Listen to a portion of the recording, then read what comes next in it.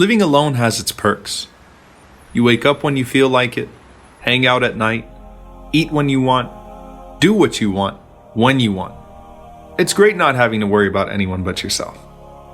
But I feel like I want to give back to my community now. So I decided to volunteer at the Masjid Weekend School and teach some kids how to read Arabic and Quran. Some of my fondest memories growing up were at weekend school, so this is going to be interesting considering it'll be my first time there not as a student, but as a teacher. I hope the kids don't do to me what I used to do to my teachers. Hopefully not, considering I'm friends with their dads. Though it was a little rough in the beginning, I didn't feel that I did too bad of a job. Eventually we got into a rhythm and the kids even seemed to be enjoying themselves. But then towards the end of class, I received a call from a good friend of mine. I could tell the kids were getting bored, but I didn't really care too much since their parents were supposed to pick them up in 10 minutes anyway.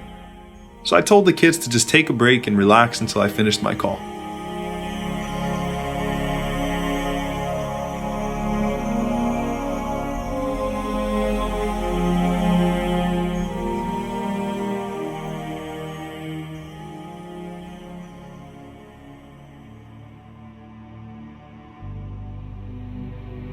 The call took longer than expected, and when I came back, I was surprised to see only one child there. When I asked him about the other boy, Samir, he said he was bored and decided to leave the mosque alone. Oh no. Oh my God. Though I'll never forget how I felt, the moment was a blur. I didn't know where Samir went or what to do or how to find him. My heart was racing and all sorts of terrible thoughts were going through my mind. Then I remembered that I left another child at the mosque, so I had to go back and make sure that he didn't run off as well. As I ran back to the door of the mosque, right in front of me was Samir's father. And he could obviously see I was distressed, so when he asked me what happened, I told him that Samir left while I was on the phone and I wasn't paying attention and I couldn't find him. And at that moment, I'd wished I never even existed. It was a nightmare scene out of a movie. Though the boys were found, every time I think back to this incident, I get mad at myself for being so irresponsible and for not paying more attention to those kids. I knew that if I had been at work, I wouldn't have answered my phone in the first place. I obviously didn't know what it meant to be in charge of a couple of kids, and I seemed irresponsible in the eyes of Samir's father.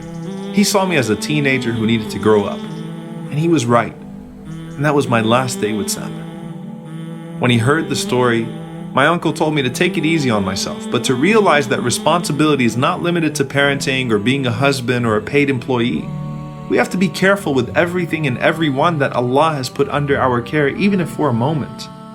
The Prophet, peace be upon him, said, "Each of you is a shepherd, and each of you is responsible for his flock." And that day, those kids were my flock, and I failed them. Personal accountability is stressed throughout the prophetic tradition. And we usually think of it solely in terms of spiritual matters like worship and sin. But our social obligations are just as important as our individual ones. And that's why you find that Umar ibn al-Khattab, as the leader of the greatest nation on earth, would cry, wondering if a donkey under his rule, but in a faraway land, would testify against him on the Day of Judgment for not fulfilling his rights towards it. The Prophet, peace be upon him, stressed the importance of avoiding heedlessness, whether you were walking on the road and came across something harmful, or hosting a guest, or walking past a neighbor, to pay attention to the rights of people around you, and in fact your entire environment. And when people give you a task or trust you with something, don't disappoint them.